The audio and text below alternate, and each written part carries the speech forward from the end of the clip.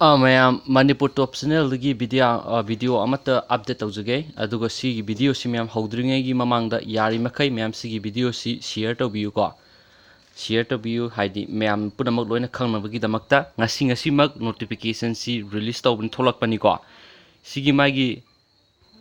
ꯅꯣꯇꯤꯐꯤꯀꯦꯁꯟꯁꯦ ꯃꯌꯥꯝ ꯃꯦꯟ ꯑꯣꯏꯅ ꯊꯣꯛꯏꯕꯁꯤ ꯃꯦꯟ ꯑꯣꯏꯅ ꯍꯥꯏꯔꯒꯗꯤ ꯁꯇꯔꯗꯦ ꯈꯨꯗꯤꯡꯃꯛꯀꯤꯀꯣ ꯁꯇꯔꯗे नुमित्से सरकारना नो स्कूल बैग डे हाइना मोइना मिंथोनखरे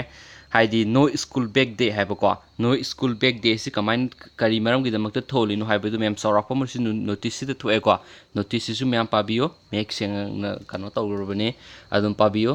अदु कान मेम आई हाइपेतंग सौराकपा मा हाइजरके माइ नोटिस सिदा डायरेक्ट थोइबसिको मरुइना क्लास 1 दगिना 8 फौ लेबा कांगुसे हाइदी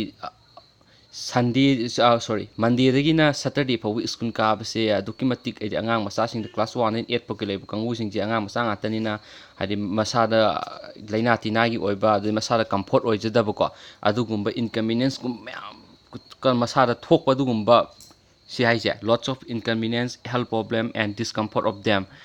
सगुम मैम से थोएबा सगुम मैम थोपसे खरा फानबगिदमक्ता को सरकारना मागी करीगुम सखो थरांग लखोले को सखो थरांग से हाइदि सिगुम्बा थांज नुमित्से को मोइना नो स्कूल बैग डे हाइरेबको अदुगो नो स्कूल बैग डे से सैटरडे नुमित्से करी ओइना तौदुइनो हाइबदु मागी मखासिदा हाइरेको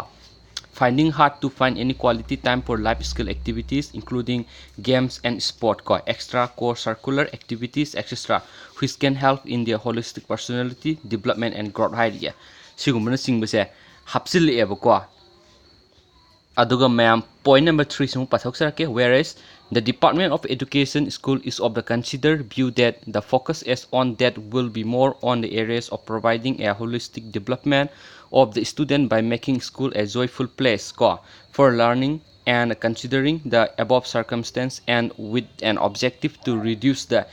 excessive stress created amongst the student on the one hand and also to make school a more conducive and joyful place. The government have decided to declare every working Saturday as no school back days. Ko maya si phungdo ise. Aduga sigi no school back days se mya. Sije my school categories khuding gi haidi government ki lairiba aduga government aided and unaided private school khuding makki class 1 dagi na 8 fuki manung da laibu khuding makki ne Saturday khuding makki no school back days aina moina kan ming thon khre aduga moi gi haidi ko game and sport kumba sogum mar khumang choksin gi damakta yamna phab khongthang ne khal ai mota ma'am ko khada su loina hap leire adugu ma'am si gi video si yare mke share to biyo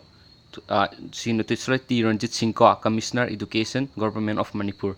smain to ma'am khangna bi comment box ta biro video si share to biyo aduga silence again thank you